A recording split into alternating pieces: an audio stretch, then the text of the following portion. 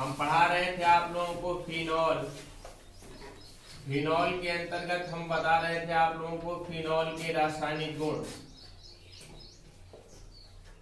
Phenol के रासायनिक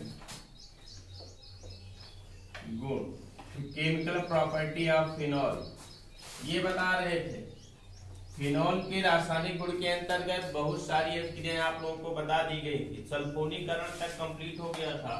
आज हम पढ़ाएंगे आप लोगों को नाइट्रीकरण। क्या पढ़ाएंगे? नाइट्रीकरण।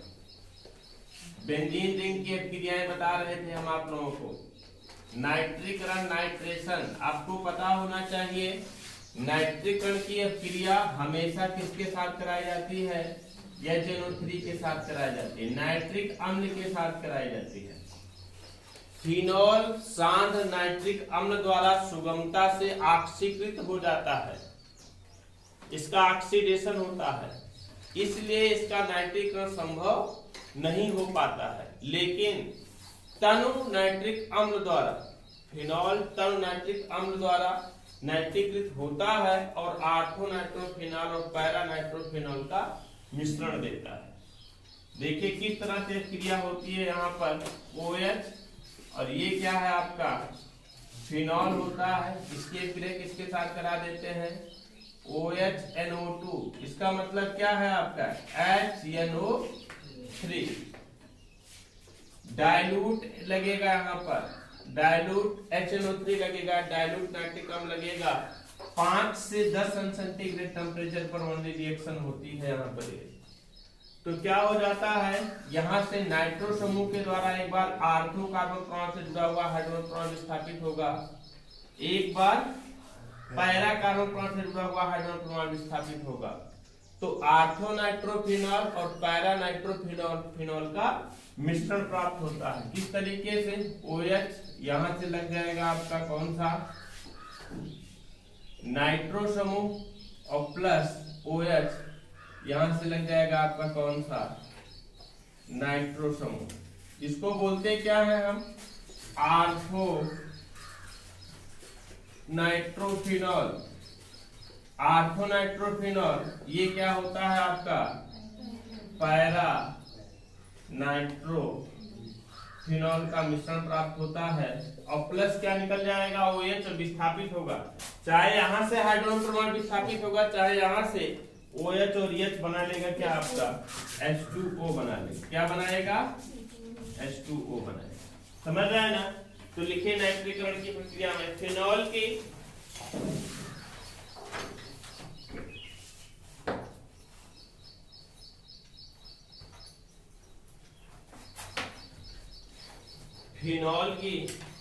तनु नाइट्रिक अम्ल से क्रिया कराने पर फिनॉल की ठंडे तन नाइट्रिक अम्ल से क्रिया कराने पर, ठंडे तन नाइट्रिक अम्ल से क्रिया कराने पर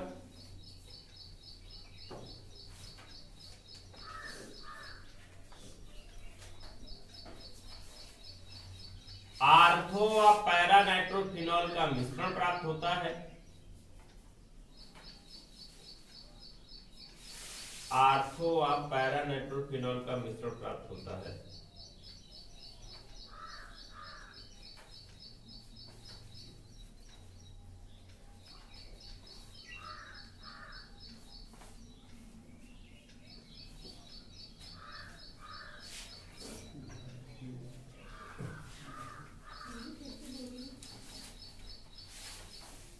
नोट कर लीजिए, इसको नोट कर लीजिए रिएक्शन।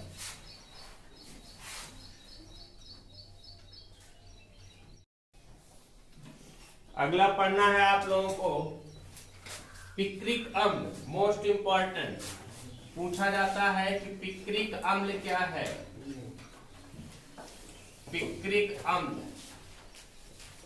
पिक्रिक अम्ल किसे कहते हैं? पढ़ना है आप लोगों को पिक्रिक अम्ल। पिक्रिक अम्ल क्या होता है? पिक्रिक अम्ल का निर्माण फिनॉल के नाइट्रीकरण से किया जाता है। हमारी बात को ध्यान से समझिएगा। पिक्रिक अम्ल का निर्माण कैसे किया जाता है? फिनॉल के नाइट्रीकरण से करते हैं। पिक्रिक अम्ल को बोला जाता है 2,4,6 ट्राई नाइट्रोफिनॉल, 2,4,6 ट्राई नाइट्रोफिनॉल कहते हैं। पिक्रिक अम्ल को क्या कहते हैं? 2,4,6 ट्राई नाइट्रोफिनॉल कहा जाता है। पिक्रिक अम्ल का निर्माण कैसे करते हैं? फिनॉल के नाइट्रीकरण से करते हैं। लेकिन अभी भी हमने आप लोगों को बताया कि फिनॉल का नाइट्रीकरण आसानी से संभव नहीं है। क्यों? क्योंकि फिनॉल नाइट्रिक अम्ल द्वारा क्या हो जाता है? ऑक्सीकृत हो जाता है। सीधा सीधा बोलो कि फिनॉल का हम नाइट्रीकरण करा दें तो इट इज इम्पॉसिबल, ये संभव नहीं है। क्यों नहीं संभव है? क्योंकि इसका नाइट्रीकरण ना होकर के नाइट्रिक अम्ल से क्रिया कराने पर क्या हो जाता है? ऑक्सीकरण हो जाता है। तो लिखेंगे क्या हम? फिनॉल का नाइट्रीकरण संभव नहीं है। इसलिए इसको क्या करते हैं? सबसे पहले हम सल्फोनीकरण कर लेते हैं। फिनॉल का क्या कर लेते हैं? सबसे पहले हम सल्फोनीकरण करते हैं और सल्फोनीकरण करने के उपरांत तब नाइट्रीकरण करते हैं तो उसका ऑक्सीकरण नहीं होता। मेन बात इसकी यही है कि फिनॉल का सीधा नाइट्रीकरण संभव नहीं है, क्योंकि नाइट्रीकरण की प्रक्रिया कराएंगे तो तुरंत फिनॉल का क्या हो जाएगा? ऑक्सीकरण हो जाएगा। इसलिए सबसे पहले क्या करते हैं? फिनॉल का क्या करा लेते हैं? हम सल्फोनीकरण करा लेते हैं। सल्फोनीकरण कराने के बाद तत्पश्चात उसका क्या करा देते हैं? हम नाइट्रीकरण कराते हैं। नाइट्रीकरण की प्रक्रिया के उपरांत क्या होता है? सल्फोनिक समूह नाइट्रो समूह द्वारा आसानी से विस्थापित हो जाता है। तो देखिए किस तरीके से क्रिया होती है। पिक्रिक अम्ल का निर्माण कैसे होता है? 2,4,6 ट्राई नाइट्रोफिनॉल कैसे बनता है? फिनॉल की बात करते हैं तो आपको पता होना चाहिए फिनॉल ये है, इसका डायरेक्ट नाइट्रीकरण संभव नहीं है। इसलिए क्या करते हैं? हम इसका सल्फोनीकरण करा देते हैं। और सल्फोनीकरण की प्रक्रिया किसके साथ कराई जाती है? H2SO4 के साथ कराई जाती है। HOH यहाँ पर समूह निकलेगा ना। और फिर क्या होगा? जब सल्फोनीकरण होता है तो आपको पता होना चाहिए कि दो सक्रिय होता है। कौन सा? आर्थो और पैरा। आर्थो क्या प्राप्त होगा यहाँ पर? आर्थो सल्फोनिक अम्ल फिनॉल, मतलब इस तरीके से कंपाउंड बनेगा आपका OH SO3H और प्लस क्या बनेगा? OH।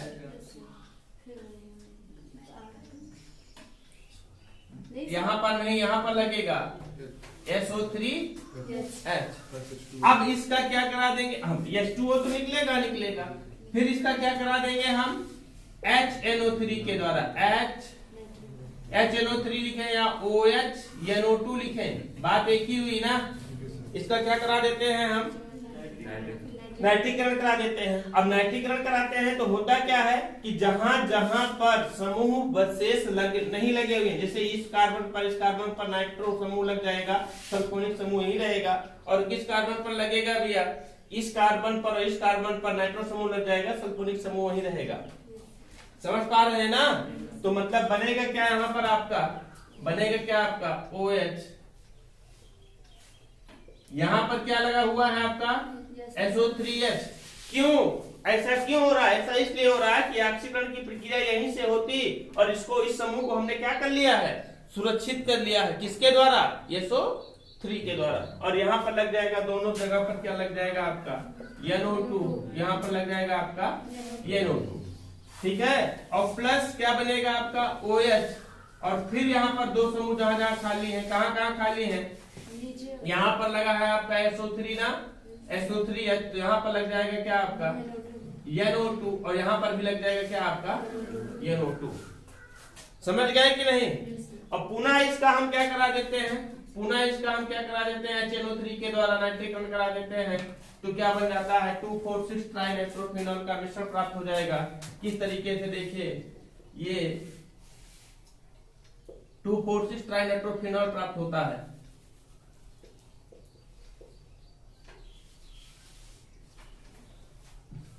यहाँ पर नाइट्रो समूह 2 नंबर पर नाइट्रो, 4 नंबर पर नाइट्रो और 6 नंबर पर नाइट्रो जुड़ जाता है। इशू कहा जाता है क्या आपका 2 4 6 ट्राई नाइट्रो फिनॉल प्राप्त होता है। ट्राई नाइट्रो फिनॉल प्राप्त होता है, इसे ही कहा जाता है क्या पिक्रिक अम्ल। अब पिक्रिक अम्ल की बात करते हैं। पिक्रिक अम्ल क्या है? पीला क्रिस्टलीय ठोस है, इसका स्वाद बहुत ही कड़वा होता है। पिक्रिक अम्ल की बात करते हैं तो क्या होता है ये पीला, और फिर किस रूप में होता है क्रिस्टलीय। पीला क्रिस्टलीय क्या है ठोस है, पीले रंग का क्रिस्टलीय ठोस है। इसका स्वाद क्या होता है? स्वाद क्या होता है? कड़वा होता है। स्वाद क्या होता है इसका? कड़वा होता है। इसका स्वाद कड़वा होता है। यह एक प्रबल अम्ल है। क्या है? एक प्रकार का प्रबल अम्ल होता है। लिखिए पिक्रिक अम्ल। लिखिए पिक्रिक अम्ल का निर्माण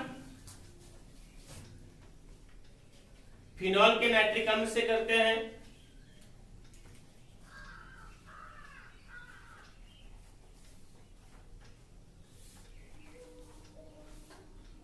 किंतु नाइट्रीकरण से करते हैं, किंतु फिनॉल का नाइट्रीकरण कराने से पहले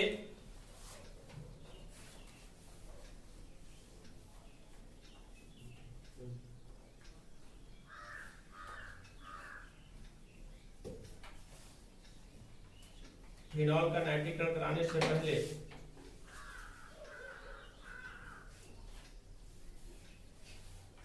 इसका क्या कर लेते हैं? सल्फोनीकरण करते हैं।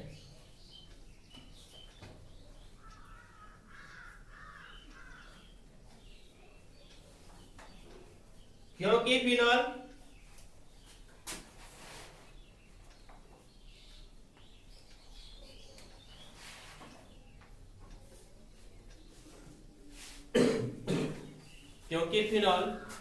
नाइट्रिक अम्ल द्वारा सुगमता से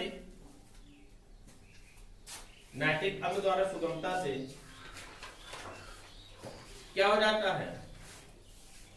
ऑक्सीकृत हो जाता है।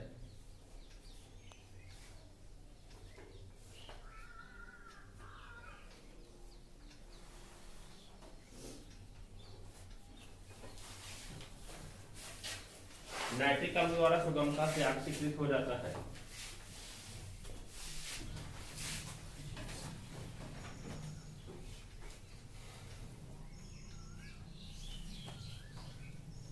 देखिए सल्फोनिक अम्ल से सल्फोनिक समूह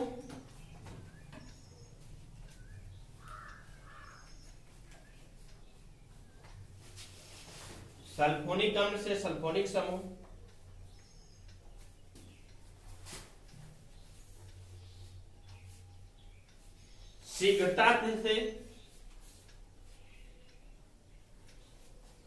शीघ्रता से नाइट्रो समूह द्वारा विस्थापित होते हैं।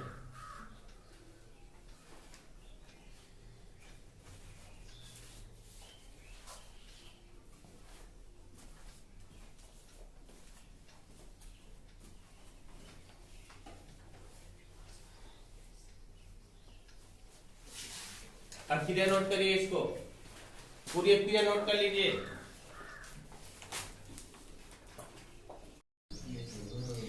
ये बताया गया रिएक्शन आप लोगों को।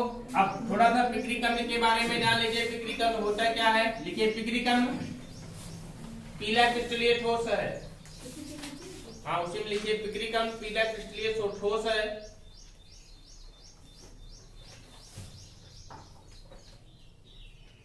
इसका स्वाद खट्टा होता कड़वा होता है। इसका स्वाद कड़वा होता है।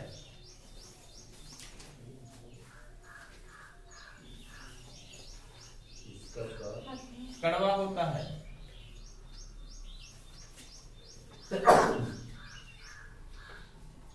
ये एरोमेटिक हाइड्रोकार्बनों के साथ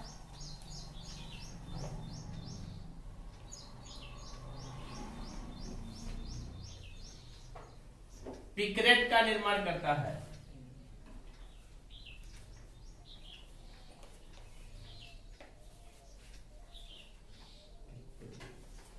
एरोमेटिक हाइड्रोकार्बनों के साथ क्या बनाता है, पिक्रेट का निर्माण करता है। और इसका उपयोग कहां किया जाएगा, इसका उपयोग पीले रंजक के रूप में करते हैं।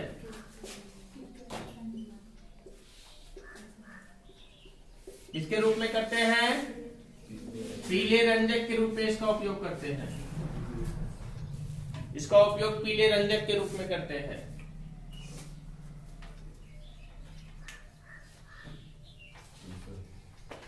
तो पिक्रिक अम्ल क्या होता है, पिक्रिक अम्ल पीला क्रिस्टलीय ठोस है। स्वाद इसका कैसा होता है, कड़वा होता है। प्रबल अम्ल भी होता है, ध्यान दीजिएगा।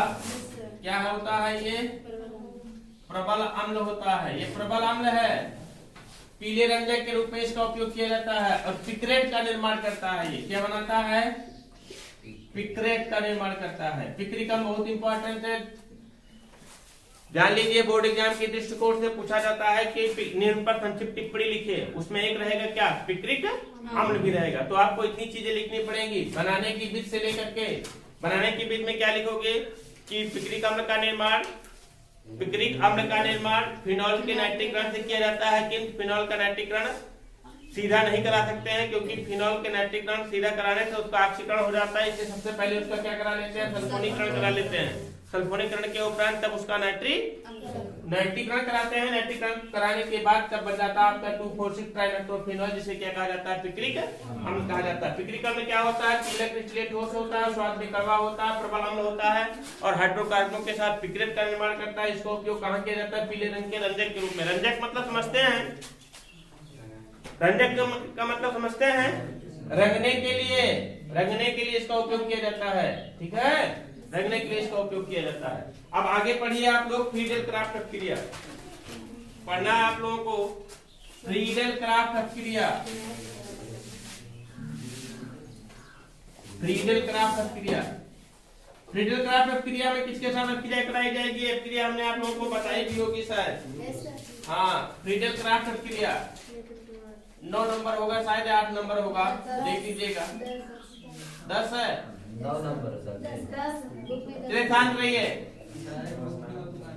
फ्रीडल क्राफ्ट अभिक्रिया, फ्रीडल क्राफ्ट अभिक्रिया में क्या होता है, फ्रीडल क्राफ्ट अभिक्रिया में क्या होता है, फिनॉल की बात करते हैं तो फिनॉल होता है, ये आपका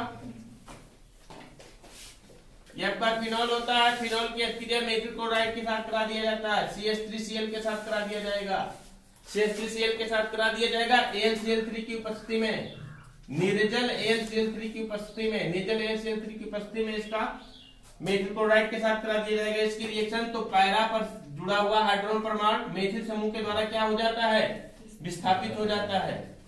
पैरा कार्बन परमाणु पर जुड़ा हुआ हाइड्रोजन परमाणु मेथिल समूह के द्वारा विस्थापित हो जाता है और प्राप्त हो जाता है क्या आपका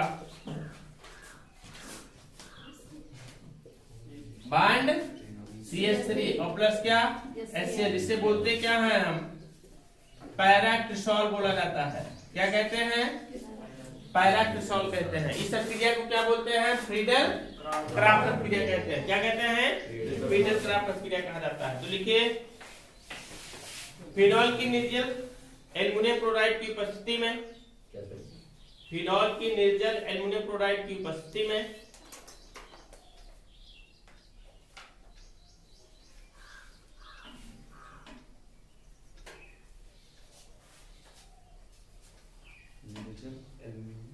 निर्जल एल्युमिनियम क्लोराइड उत्प्रेरक की उपस्थिति में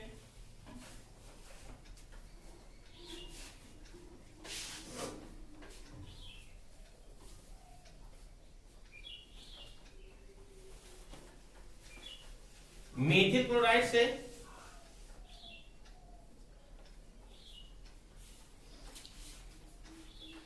अपक्रिया कराने पर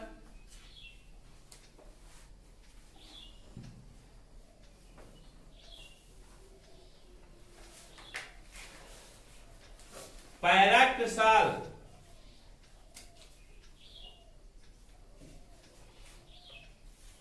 मुख्य उत्पाद के रूप में प्राप्त होता है।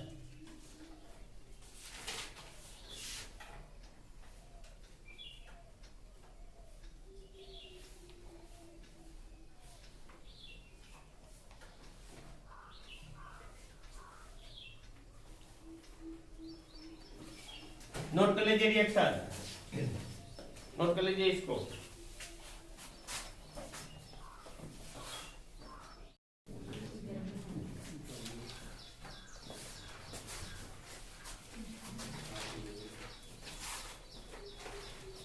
अगला पढ़ना है आप लोगों को कोल्वे सीमेंट एक्सीरिया।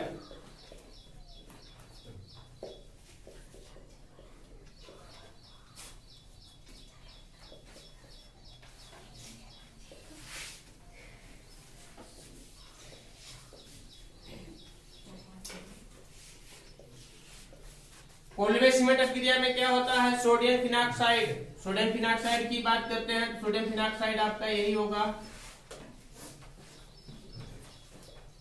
इसे बोलेंगे क्या हम, सोडियम फिनाक्साइड।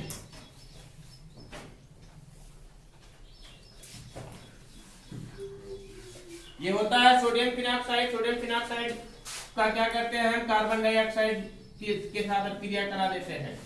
कार्बन डाइऑक्साइड के साथ क्रिया करा देते हैं 125 सेंटीग्रेड टेम्परेचर पर 4 से 7 एटीएम दाब पर। तो क्या हो जाएगा, यहां से बन जाता है सोडियम सैलिसिलेट। किस तरीके से सोडियम सैलिसिलेट बनेगा, देखिए COO और सोडियम जाकर के इसके साथ जुड़ जाएगा, प्राप्त हो जाएगा COONA। कैसे जुड़ेगा, क्योंकि यहाँ पर पहले से क्या था, आपका CH था ना, पहले से यहाँ पर क्या था, CH था, और CH में से किसका विस्थापन हो जाएगा, हाइड्रोजन का विस्थापन हो जाएगा। हाइड्रोजन का विस्थापन हो जाएगा, प्राप्त हो जाएगा COONA, और O के साथ में क्या जाकर के लग जाएगा, H जाकर के लग जाएगा, अर्थात इस तरीके से प्राप्त हो जाएगा आपका सोडियम सैलिसिलेट का निर्माण होता है।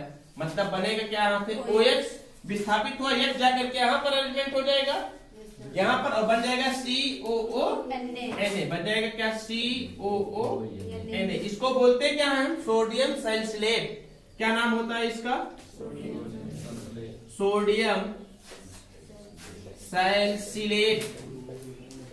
सोडियम सैलिसिलेट का निर्माण होता है। अब सोडियम सैलिसिलेट को तन HCl द्वारा अम्लीय कर देते हैं, ध्यान से समझिएगा, तन HCl द्वारा इसको अम्लीय कर देते हैं, तो क्या बन जाता है आपका NaCl, NaCl निकल जाएगा और हाइड्रोजन जाकर के इसके साथ जुड़ जाएगा और प्राप्त हो जाएगा क्या, सैलिसिलिक अम्ल। क्या बन जाता है, सैलिसिलिक अम्ल बन जाता है। OH फिर COOH और प्लस क्या निकल जाएगा, NaCl। इसे बोलेंगे क्या हम, सैलिसिलिक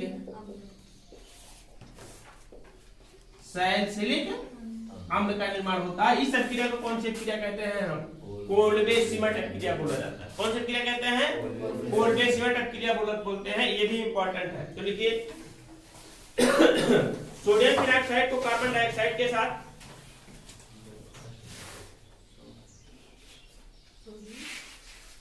सोडियम फिनाक्साइड को कार्बन डाइऑक्साइड के साथ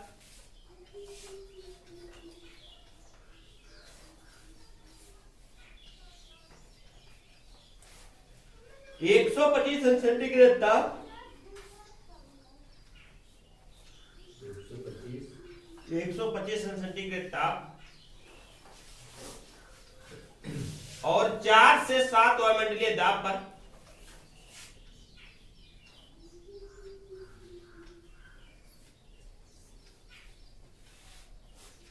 4 से 7 वायुमंडलीय दाब पर गर्म करने पर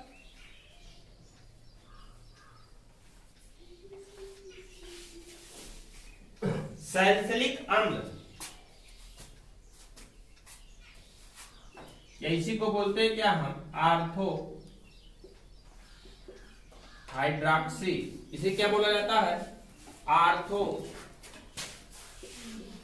हाइड्रॉक्सी बेंजोइक अम्ल, आर्थो हाइड्रॉक्सी बेंजोइक अम्ल। तो क्या लिखे हैं, गर्म करने पर सैलिसिलिक अम्ल बनता है, ये होता है आर्थो हाइड्रॉक्सी बेंजोइक अम्ल, आर्थो हाइड्रॉक्सी बेंजोइक अम्ल सैलिसिलिक अम्ल बनता है।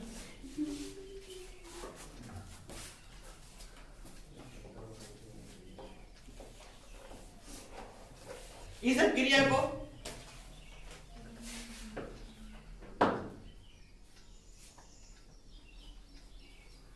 कोलवेज सीमेंट अपक्रिया कहते हैं।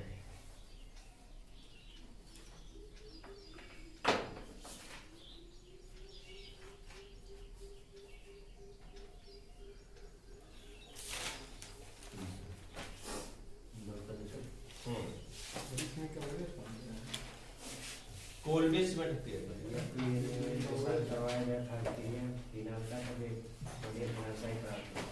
सोडियम फिनॉक्साइड की प्राप्ति कैसे हुई थी? सोडियम फिनॉक्साइड की प्राप्ति कैसे हुई थी? सोडियम फिनॉक्साइड बनाया गया था C6H5OH फिनॉल, इसके फिर किसके साथ? NaOH के साथ करा दीजिए। 2NaOH के साथ कराओगे, 2 यहाँ पर लगेगा तो यहाँ पर सोडियम, ज्यादा कुछ मत सोचिए, यहाँ पर कोई मतलब नहीं, सिर्फ किसके साथ करा दीजिए? 2Na के साथ करा दीजिए। सोडियम के द्वारा हाइड्रोजन के क्या हो जाएगा? विस्थापन हो जाएगा, 2C6H5ONa प्राप्त हो जाएगा और प्लस क्या निकल जाएगा आपका? H2, सिर्फ H2O नहीं, सिर्फ H2 निकलेगा, हाइड्रोजन गैस है ना। तो इसे बोला जाता है क्या आपका? Sodium phenoxide. अब सोडियम फिनॉक्साइड की अपक्रिया में कराई जाती है कोलवेज सीमेंट में, इसको विशेष ध्यान रखोगे। कोलवेज सीमेंट में किसकी अपक्रिया कराई जाती है? सोडियम फिनॉक्साइड की अपक्रिया कराई जाती है।